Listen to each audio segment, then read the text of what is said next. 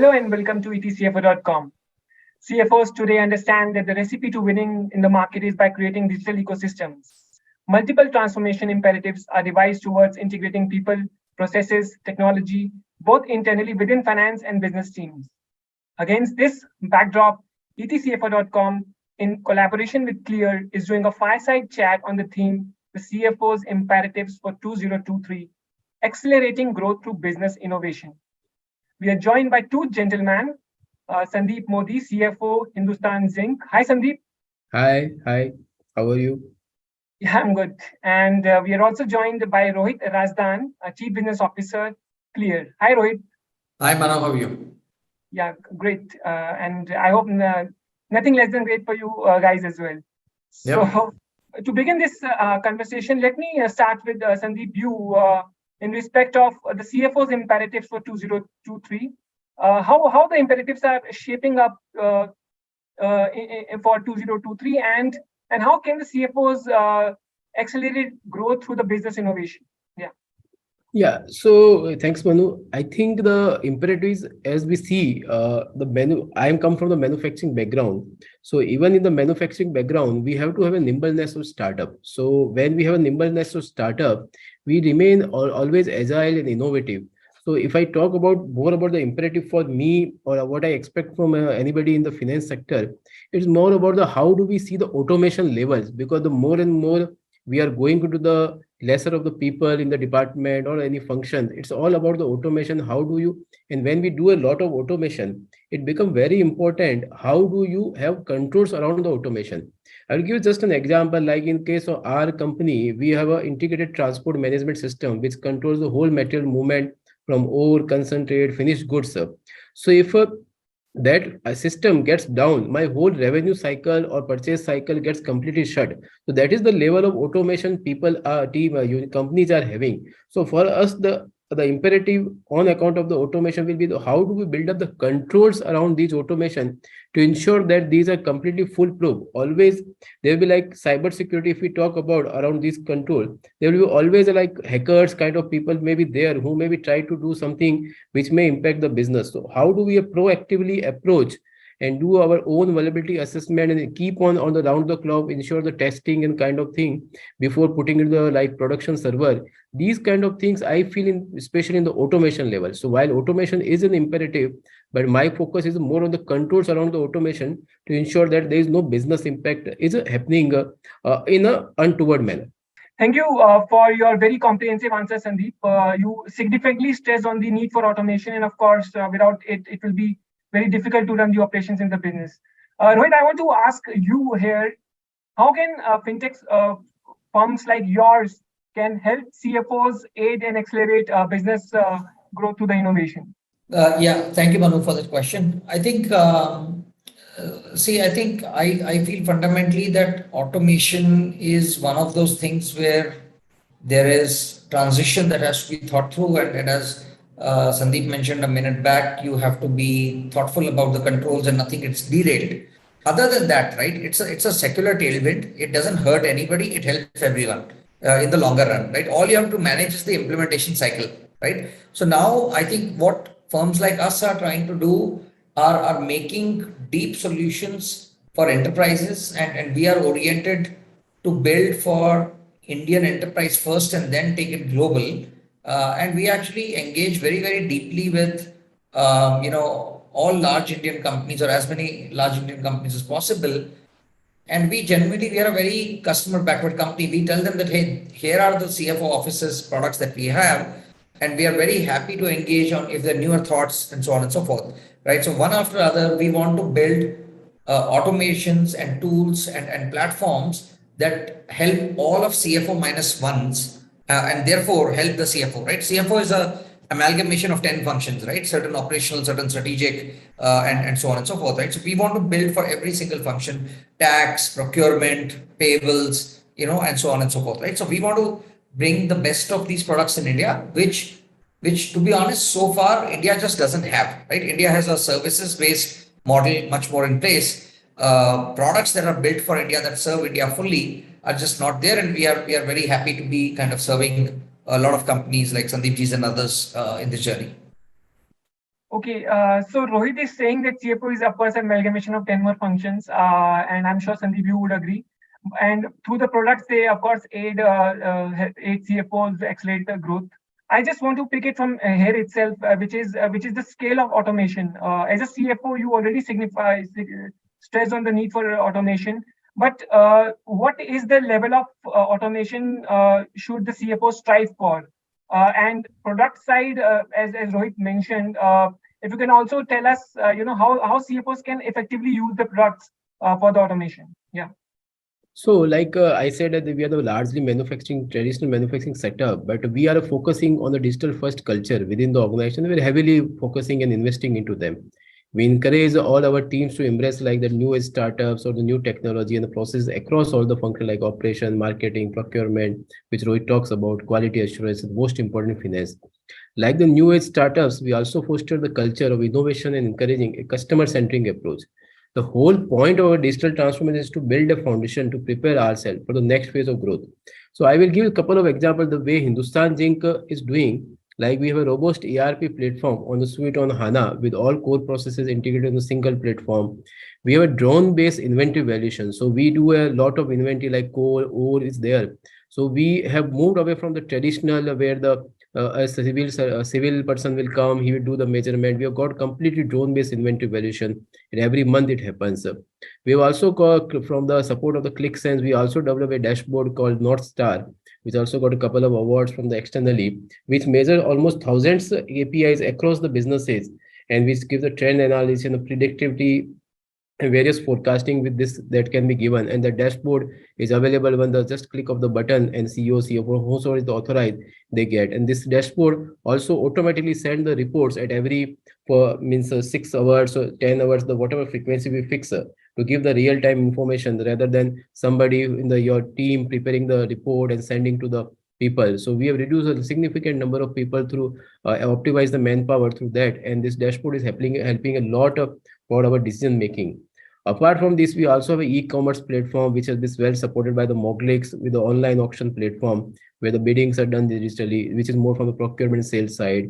We also the RPA for the control automation and the repetitive task. Even for the risk management is also completely digitalized where the risk tasks are given to the people. So we have a chatbots for the accounts payable, vendor grievance management, fixed assets verification is also through the barcode base.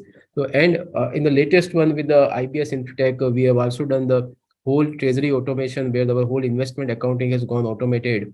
And also now we are going for the forex and trade finance. These are the area where we have largely worked on the finance. Latest one, we also automated whole our BG tracking mechanism whenever the somebody giving the bank guarantee. So automation is a way of life. In my view, the automation basically reduces your manual work and you can focus more on the reviewing aspect and build our own controls, and systems will do their own things. But at the same time, as I said, for me the controls are very important. So whenever we do any implementation, we ensure that 2 to 3 months we run the parallel controls. These are the specific areas where we have been doing, and we have been investing heavily on this part and will continue to do. Okay, that is a very large domain or area that you mentioned, Sandeep, and it's very heartening to hear. Before I come to Rohit for his views on automation specifically, you mentioned you will continue to, of course, invest in these buckets. But any specific new bucket, perhaps forex also you mentioned that you plan to invest? So one is specifically we are going for the S4 HANA. So while we should have gone much earlier, but due to any reasons we have not done. So S4 HANA is something which is on the card to get it implemented. That is something we're going on. We are also going for the hybrid for the project as a system. So where we have the large capexes to be controlled through the project system, which is the hybrid solution. These are the two areas where we are actually going in a large scale. Apart from this, we have been continuously on this journey where every month some of the department will keep on doing the, and since we are on the SAP based, and also SAP based we are largely, and we want to develop anything which will have an integration with the SAP. So like with our SSC or what we say the accounts payable is on the new gen, but we would whatever we would like to do, it should talk to the SAP. There should be an interface, but whatever we do, it's a completely have a repository in the SAP. Okay.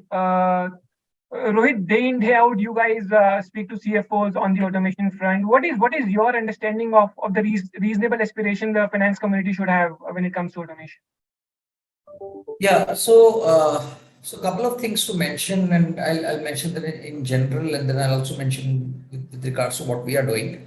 So I think, frankly, if you ask me, the automation levels in India right now are very, very early, very, very low, and there is right now the thing is just getting started. Right? See, at the highest level, like I said, an automation is everybody's friend, right? There might be fears in some hearts, right? But what does fundamentally automation do, right? If you actually look at, even the finance function, right? Automation tries to take care of the repeat activities that kill any human being soul. Okay, finance guy is also a human being at the end of the day, right? Like if they are just doing repeat work again and again, Excel crashing, this, that, and so on, which I'm sure Sandeep ji has heard enough in his world, right? It basically creates unhappiness in employees, right? Which is completely unnecessary, right? Number one, right? Number two, when you have good automated systems, especially in the back end and especially for finance, right? You know that you can rest assured that my back end is safe and I am compliant doing things in the right way. Okay. Absolutely. When a CFO in his heart knows that my back end is safe, a CFO becomes a partner to business. Okay. And they can actually work on accelerating the business overall, right? Which I'm sure, not just Sandeep ji, but anybody in the CFO community wants to fundamentally work on that and wants to take care of the back end, right? So I mean, we are very early in this journey in India. In general, our approach has been to throw people at problems, right? And that is, in my opinion, we are sitting in 2023. By 2030, that will become very difficult, right? For two fundamental reasons. People have become expensive. Okay, number one, right? Number two, when I used to interact in CFO's office 10 years back, right? The finance teams there used to last for 15 years. Okay, the same guy basically becomes an automation machine. There's a human being that has now become an automation machine. He knows what file is where and so on and so forth, right? Now, not only you have expensive folks, right? You also have churn that happens in 1 year, 1.5 years, 2 years, right? So there is a CFO carries a lot of burden on his head and his people are moving. So you need fundamentally a platform that is smart and permanent. And on that, you can have people coming in for short periods of time potentially, and you are safe, right? So I think fundamentally, you have to look at automation as a business enabler, a compliance enabler, and an employee enabler. Okay, it does not hurt anybody. Okay, number one. Now, what are the approach that we have taken? Going to actually something that Sandeep ji mentioned a minute back. Our whole company is designed on sitting on top of ERP. Okay. And Sandeep ji mentioned S4HANA, which basically kind of signals that they have embraced the cloud. Okay. Once you have embraced the cloud, means mentally you have lost the fears that some people have about putting the data on the cloud, right? Once you have already taken the call, actually the world opens up, right? We see two kinds of customers: the customers that have still not made the transition to cloud and are very comfortable with a box sitting in a server box sitting in an office next door, versus trusting an AWS or Google or Azure or whatever with it, right? Or SAP with it. Once they have taken the call, okay, we help them show the power of automation in general built on top of their ERP, right? I'll just give you a quick example. What Sandeep is describing S4 HANA is fundamentally like if I can call it the latest iPhone of sorts, right? Like it is a full stack technology over there. However, even if you have the best technology, you need cross-platform work these days, right? So, for example, how are they dealing with their distributors? How are they dealing with their dealers? How are they dealing with their vendors? How are they dealing with their banks? What we do is we provide a thin, secure cloud layer on top of a basic native solution that they have taken, looks like in this case SAP, and we provide multi-party interactions to happen on top of that, right? So think of us as making a WhatsApp which sits on top of an iOS or which sits on top of whatever, right? So our belief is that the automation is in two levels. One is computations. Second is to cut down repeat reconciliations, repeat, wasted time and interactions, hundreds of interactions, right? Which again, slow down a finance team, right? We would like books to get closed faster, communication to get faster, payments to happen quicker, communication around payments to happen quicker. And whether it happens on your ERP or a bank portal, it doesn't matter. We want to create a platform that enables this multi-party orchestration to happen. Obviously, most people know us for the orchestration that we do between an ERP and the government systems for compliance. That's, we used to be called Clear Tax, now we are called Clear. But we are actually making a whole lot of supply chain solutions, which we believe is the next frontier as Indian SMBs are getting digitized, right? When the SMB itself is digitized, why would you not want every single interaction, right, to be digitized, right? I'll just give a poor example and poor analog. Back in the day when your mother did not have a smartphone, right? You had to probably rely on sending her pictures through print or whatever, right? If she also is digitized, you also are digitized, then a WhatsApp becomes, almost stupid to not use, right? So in our world, we feel like enterprises were always looking forward. Their ecosystems, because of government, how government has designed their ecosystems now and what is happening in finance, SMBs are digitized, and now there is natural need for platforms. And we would like to be one of the guys making, some of the best platforms for India. Sorry, long answer, but I just wanted to be thorough. Yeah, No, but that's long quite and very insightful. specific answer, detailed answer. That's absolutely fine, Rohit. But Sandeep, I just want to stretch this conversation to more now from automation to digital ecosystems per se. As a CFO, of course, what is your view on the importance of the digital ecosystems, and how do you think the CFO community should help themselves in the business side to create these digital ecosystems? So, like a digital ecosystem, technology, all I think it's interchangeably words which we talk about. It's like digital ecosystem is basically, in our case, like digital ecosystem. By and large, we are dependent upon the various kind of business partners with whom we work, and they create our own ecosystem. And the ecosystem which they create is basically something on which we rely, and whole systems are hosted on that. So it may be a Microsoft or SAP or Google, or maybe like clear text. If something comes for the other people, it may be like this. So our expectation for the digital ecosystem, which we talk, I just say, is a holistic approach, and it should be addressing the both internal and external factors, and involves integrated people, process, and technology in a way that supports the overall goals and objective of the business. The changing landscape which business is having continuously, with the inclusion of partners and vendors with digitally enabled technology services, involve, in my view, telecommunication capability and digital connectivity. And for this solution to work, this system must be reliable in providing constant data streams to provide a real-time picture of progress and predictive monitoring, which when integrated seamlessly in the business work as a smooth oiled machine. Externally, in my view, companies need to establish relationship with the partners and the vendors such that support digital transformation efforts. This may involve working with the technology providers to integrate their system, processes, or partnering with other companies to share resource and expertise. Companies can also leverage technology like blockchain, IoT, APIs to create seamless integration with the partners and vendor.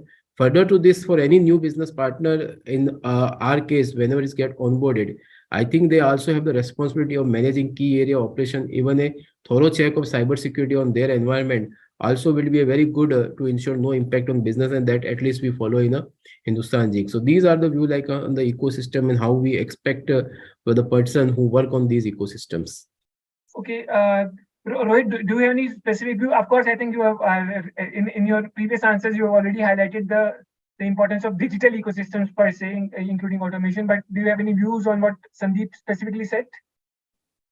No, I think I'm delighted to actually hear some of the points Sandeep is making, because once, let's say, people start to think about automation and they get over their original fears or original inertia, the next order level things is exactly what Sandeep highlighted, right? How do I know my data is safe, right? How do I have more intelligent, secure systems, cyber security, all of these things, right?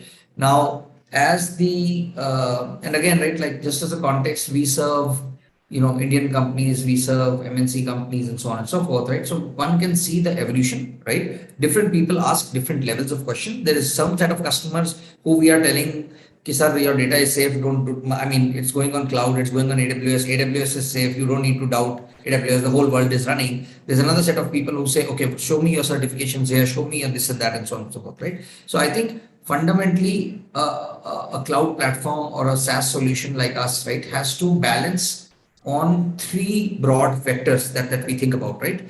For three different ecosystems, right?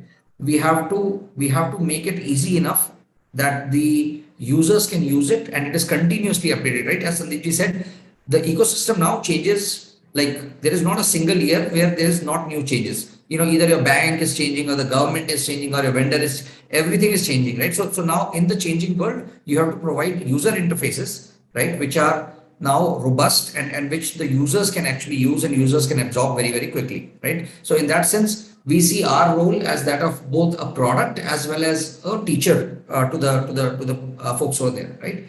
The second thing that one has to do is build things with very high degrees of reliability, right? So some of these data, right, when it goes from on-premise solutions to cloud solutions, the data volume is staggering, right? And people want that cloud solution should work at an integrity of an on-premise solution, right? The response times. So it's infrastructure. It's a backend infrastructure point, right? And third is the call it the hygiene of who is getting to use the data, when are they seeing the data, are there audit trails, is there security, how are you ready for compliance checks, and so on and so forth, right? Which is both sometimes relevant from a company standpoint, but sometimes relevant from a government standpoint, right? For example, RBI puts out certain rules and regulations that all banks have to follow for any solution that they're using, right? So I think fundamentally a solution like us has to marry all three together, and I'm very happy to hear Sandeep's thoughts over there. I think this is where the world is headed to. Once you get to even that level of comfort, honestly, your life changes, because then you realize how many tools are there globally, right, which do this, and then you start to look around in India. One fine day you'll find us and you'll say, hey, okay, you're making this as well, interesting, right, and so on. The last thing I would just mention is the most cutting edge of our customers. What they say is, hey, I want to implement best new processes.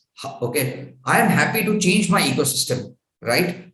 In a way that it becomes elegant. You guide us what to do, right? Like for example, we have had customers telling us this is the way we accept invoices. Okay, we will change the method that we accept invoices, right? But how do we make it easy, right, for our vendors and so on and so forth? So again, people are across a spectrum. I think the smartest one actually say, let me change the business process in a way that automation can actually be done. If my business process itself is broken and I refuse to change that, then what? Sometimes that automation is not possible, right? So I think it's a whole spectrum out there. Very nicely put, Rohit. And Sandeep, before I go ahead, do you have any comments to add on what Rohit said? I'm just wondering if do you have any comments? The whole objective is that we should be doing in a manner where the business partners should also have a equally responsibility and for ensuring that the controls are in a way where the from the cyber threats point of view, we are completely secure. Because the more and more automation, I say earlier, will make the life easy, but at the same time, if the controls are not right, it will impact your business so badly, so that it will be taking a difficult time to recover. So as I say, in our case, many of the systems are there on which we rely. If the data does not give the right input, then decision making can go wrong. So I think from my point of view, I've been again and again reiterating, controls are very important to put in the automation. Controls are very important to put in automation. Is this the biggest challenge that the CFOs face on the automation side? Do you think, Sandeep? In my view, yes. Suppose I will just give an example. Suppose I developed a report in the SAP or anywhere to just reduce my work. But if the report does not give me the right input because of some bug has come, and accordingly my whole decision making either will go wrong or will take some more time, which I could have additionally done. So we have seen, I think anybody who works in the company, he or she would have realized this kind of thing, that okay, the aging report is not coming correctly and somebody else will give the answers. So I think for me, controls is the most important for any cyber initiatives or whatever we do. Okay. Rohit, what do you think, what sort of controls should an enterprise look at when the processes themselves not able to meet, when the processes are themselves not sufficient enough to meet those controls? Yeah, so I think controls or what we call UATs and so on, any system that has to go live has to go through deep amount of checks and balances. What you want is upfront to spend a little bit of time from all sides to make sure. And actually, many of our customers, for example, we go live, we keep two systems running for X number of days, X number of weeks, whatever the situation may be. And then one gets comfortable and so on and so forth, right? But what tends to happen is sometimes in the real world is people shortchange their UAT, right? People shortchange their testing process, right? People shortchange their quality process because they just want to get done with it, right? I think if one takes both and see, it's no fun to be in a world where people are pointing fingers, this is vendor's fault. It doesn't matter, right? I mean, if a project is unsuccessful, it's everybody's fault, it's everybody's failure, fundamentally, right? So I think as long as that is seen as a shared responsibility between a solution maker, a solution implementer, and a solution buyer, right? I think things go okay. The good thing here, Manu, at this point is I think at least with good quality companies, good quality, kind of both buyers and good quality sellers, nobody is trying to make a quick buck and move on, right? Like people like us, like our whole desire is, let's say, if we sell something to Sandeep ji, it is to sell him 15 things over the next 10 years, right? So therefore, you want success in the first product, in the second product, in the third product, right? But yeah, I think from a buyer standpoint, 100%, you have to have controls in place, you have to have audits in place, and I think we are actually very grateful for the customers who raise the bar, right? You want a customer that raises the bar, and then you want that high bar to reach every single customer. So we actually appreciate anybody who kind of raises the bar for us. So cyber, of course, uh, from from the topic that we're discussing, seems to be the biggest risk for the CFO community, and it's very important for both partners like you as well as the CFO community itself to ensure data is safe and business grows. Here, Sandeep, if I could just come to you and ask you the challenges on the automation side. You of course have used automation across many functions, many sub functions in finance. When it comes to scaling, the automation, what sort of challenges do you specifically see as a CFO? So, like if you see the challenges point of view, I think once you find a biggest challenge, not only in the finance, whenever the automation happen, people feel that their jobs will go. So that is the biggest challenge which we have, which is a normal human tendency, which will be always be there. That if the automation is successful, digital is successful, then what will be my job? So in that case, I agree at the lower level. Obviously, there will be a slashing of the people if the automation will happen. But at the same time, for a middle and senior level, it makes a very big, good tool to manage the whole show. So, like I will say a simple example, like in the mills, in our case of mills, you have to do a lot of blending for the various kind of raw material which you get. For example, if I do the complete automation, which I can do and which we have done, and the complete blending is automated, in that case, the person who has to apply the judgment, it is not required, it will be completely formula driven. So these kind of challenges which we have even in the finance, when we did starting with the outsourcing or some automation we have started in a big way, they obviously the people at a low level, they have their own apprehensions. So that is something which we come. Second challenge which we come, like if the automation initiatives takes so long time, that I have seen personally, if there takes a lot of changes keep on happening. So we signed a blueprint, okay, this has to be done. But when we start actually doing the implementation, then somebody will say either the person has changed, or somebody will say, no, this also has to be added, this has to be removed, modified. Where I find a lot of problems between the business partner who's going for the implementation, and between the person who is going to whose functions are going to be implemented. So that is the biggest challenge. So I think when at the time of conceptualization stage, I think all the stakeholders should be giving the full time. While obviously there cannot be 100% of perfectionism, but at least in my view, 97-98% should be perfection, so that at least there will be 2-3% of the delta would be there. Otherwise, life become miserable, and it will become a blame game between the two of the parties. Okay, this has to be done, this has to be done later. So these are the two. One is the human point of view. Second is this challenge, and third is that when the change management happen from a manual to automation, of course, we have been making sure that we do a parallel run. So parallel run is I think the way we have managed it. Otherwise, many times the people I've seen In a couple of other organizations simply say, okay, one person will say, okay, you do from this date, everything got out. That become very big problem other if the automation does not give the right results. But at least in our case, we have taken a stand that we will do a parallel run for 2 to 3 months. So these are challenges which I have faced, but I think every challenges has to be handled in a manner. Is a human angle is there. In case of human angle, it has to be handled in a nice manner, but that is the hard truth. And second is the right making the better conceptualization. So you should hire the best of the business partner. There should be flexibility in the contracts itself. That's what we do. Otherwise, I don't find much of the challenge, because the people like new CAs, new MBAs, or trainees who joined in the system, in the company, they always try to be do. And at least in my case, whenever any CEO or MBA join, or the fresher join, we simply give a task. This is the function in which you are going.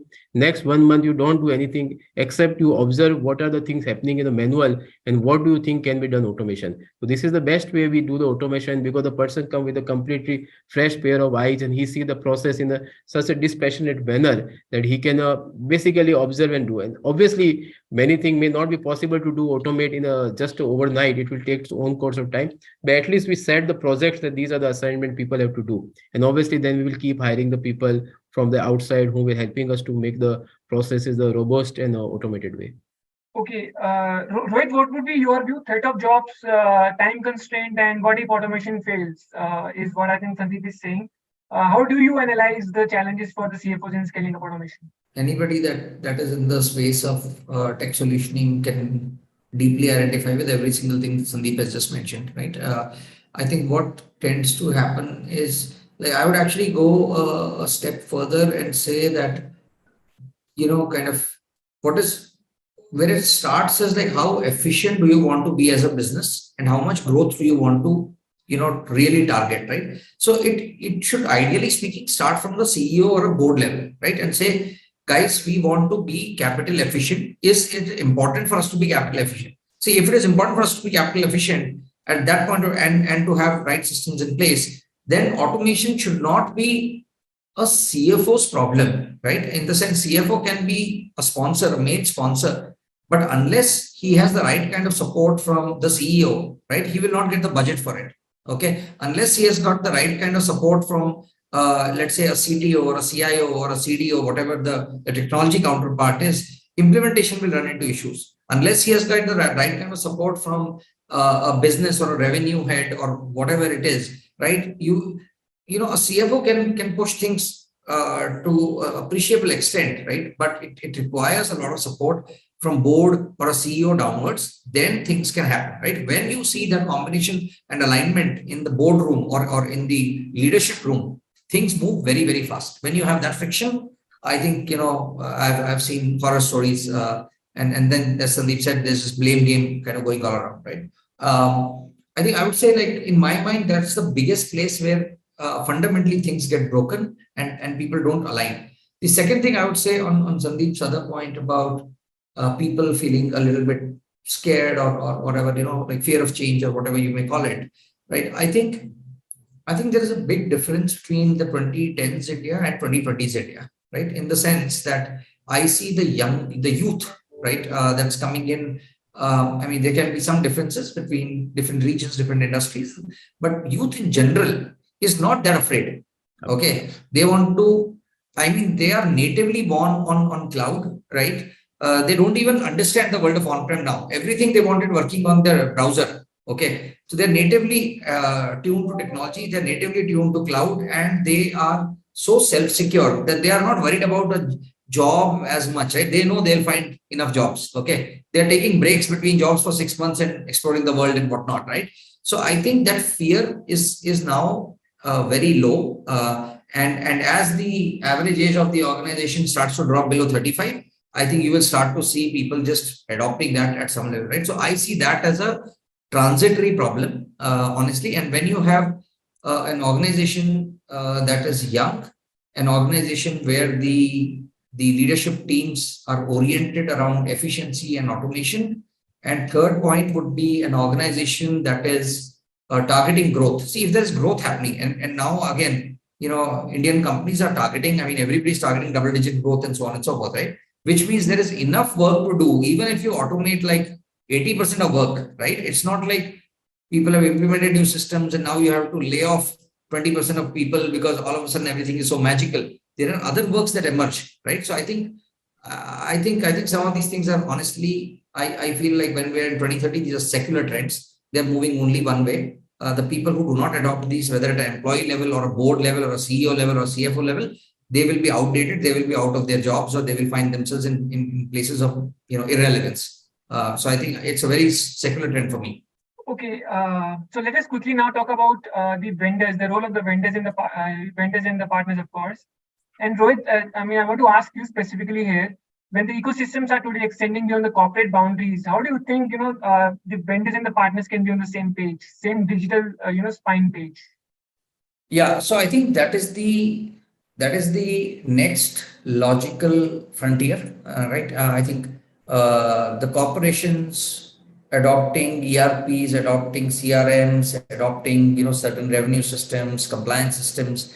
I think that is already happening at a very fast pace. It is another 2-3 years before their adoption of tools becomes kind of a done deal, right? I think where the frontier is now moving, and this is how both business and compliance at this point of time in India are designed, is that if you want to be efficient as a business and if you want to be fully compliant as per law, your ecosystem has to be compliant, and your ecosystem has to be, roughly speaking, on the same level of, I'm not saying exactly the same level, has to be at a minimum level of automation, minimum level of digitization. Only then will you be able to do what you're doing, right? So what I see is that in the next, and by the way, some of if you see the cutting edge companies, I mean, obviously, the Asian Paints and computing example, supercomputer example comes to mind, right? The cutting edge companies have not waited for these things, right? But they have already realized that their company is not just in their premises. Their company is with their vendors, their bauxite manufacturers, their packagers, their smelters, right? Their company extends outside of their boundaries, and they select vendors in a way and select distributors and dealers in a way where digital adoption can happen, right? Once you have your full ecosystem, right, broadly speaking, on similar platforms or same spinal cord, although the implementation may be a little bit different, I think that's when there is joy, right? That's when the reconciliations reduce. That's when things, paper goes out. That's when the work becomes fun. That's when the accountants in the office can go home at 7 o'clock, right? Otherwise, it just wouldn't happen. Okay, that's a very important point. But Sandeep, I am curious to know your side of this story. How do you basically, come to a point, for instance, in case when some of the vendors may not be on the same page? Of course, you have like many vendors being a large company, but how do you ensure that everybody is on the same digital spine? Yeah. So it's like depending upon the industry to industry, but in our case, like the vendor who is required to be the support in the automated thing, they like sufficient clauses in the contract, and even when they are hired, they have to have a completely assessed on those parameters. Like we assess on the commercial technical, it is a form part of technical. So from the vendor selection point of view, it does not become an issue. Issue become when your KPIs are not clearly agreed, which keep on changing. That time we find an issue. I think, but that is also an evolving area. I think nobody will be able to shy away from these areas. So we have to hire the partners with whom we can comfortably work upon in a manner where they are flexible. But almost a flexibility cannot be a 50-50 kind of thing. It must be like 95% pre-agreed and 5% can be here and there. But I don't find any challenge as the evolving area. People keep on doing and people appreciate this kind of issue are there. Okay, so let me just jump back to the specific theme, of course, where we started from, and that is, of course, the imperatives and how the CFO specifically can accelerate growth through the business innovation. Sandeep, here, what sort of support from a government or a regulator side do you think can be there so that business growth is spurred? I think from the government and regulated point of view, support is more like whenever kind of these informations stored somewhere, it should be having a where the excesses should be there with the government. so that it does not happen that our information is being stored in a manner where the government can't access in terms of whenever the recoveries are required or in case of any investigations are required. So these are the things are there. Apart from this, the government and regulator, I think they have to inculcate the incentivize the people who are supporting these kind of things to the companies who support. Suppose ClearTax is there or some other firm is there, they should be having an incentivization for doing these kind of things, because ultimately this is not only helping it to the generating the employment, is also I will turn into like a step ahead ESG goals also, where the more and more digital and automation we will do, it will also reduce the carbon emission. This will also help. But as I said in the earlier when you were asking for the budgets and kind of thing, the government has to look for more beyond like a renewable energy kind of thing. It's a like where whatever the things which we do which can help to the achieve the goal of 2070 of the Prime Minister Narendra Modi, the carbon neutral kind of thing, these have to be think through, and these startups has to be clearly supported by the government in a manner where they can be have a good amount of profitability in the business. Okay, Rohit, what would your views in respect of the expectations? You anyway work very closely with both the sides. So, what would be your sort of reasonable expectations from the government? Yeah. So honestly, Manu, I feel like if you rewind back to 6 years to now, right? Actually, there is, I don't know how much, I think the consumer side, digitization, consumer side, technology adoption is visible to everybody, right? I don't know how much business side digitization is, how much it is visible to everybody, right? Sandeep ji will tell you every single thing has changed from 5 years, 6 years back to now. Yeah. Systems are changing, tools are changing, regulations are changing, right? Finance is changing, like more and more, like now government is doing, it is practically forcing the whole finance structure, including banks, to be API led, right? And therefore, kind of a lot of things will come in the flow of, just like you have now, you use Zomato and you have like, financing show up over there or payment show up over there. All these logical endpoints will come to B2B as well, right? So frankly, if you ask me, I think government has already done enough. Right now, there is next level things which our country as a whole needs to get to. Sandeep was talking about some of those things now, things like labor law and other places which are today a little bit porous in the country, in the sense that laws exist but implementation is a little bit, I would call it, spotty. Right. So I think that's where we have to get to as a society, and the government is already pushing in that direction. The fact that they have created architectures like GST and electronic invoicing and so on, which are digital first. Okay, there's no paper now required. There is no one single human being that you need to please, right? And then they have put on top of it fines, interest, automation. Right? See, when government has become automated, and when government is acting like a startup, rest of us do not have a choice, right? What do I mean by acting like a startup? Government is not taking the worldview that when everything becomes perfect, I will launch like a large company, right? They are taking a startup like view, like, oh, it is ready. Okay, let's launch. If it is broken, we will fix it, right? We will say sorry and we will again fix it, right? So when government is acting like a startup, I don't think we should expect too much more. Now they are continuing to push the frontier higher, and I see the next 5 to 10 years, every single regulation will become digital. Okay, and the approach that they are fundamentally taking, actually, if you see, is a very very sophisticated approach, right? Which I will just very simply describe. They are saying here are the rules. Here is a government backend which will provide APIs to all kind of solution makers, right? Yesterday the APIs were made from NPCI for payments, and then there is like Google Pay, Phone Pay, and so on, which came on top. Then they made invoicing and tax APIs, on which we came on top. Tomorrow there'll be other things that they will make, and there will be different kind of applications that will be built, which different customer segments will adopt in different ways, right? So I think genuinely they are doing a lot, but the pace of change is actually remarkable from at least our standpoint. Okay, the pace of change is remarkable from your standpoint. I think Ms. Sandeep would perhaps want the systems not to be as broken as sometimes they get from the government side. Of course, you mentioned a very important point that it's not waiting for a perfect product to launch, and it's ready to start and experiment it on the way, learn from its own sort of mistakes.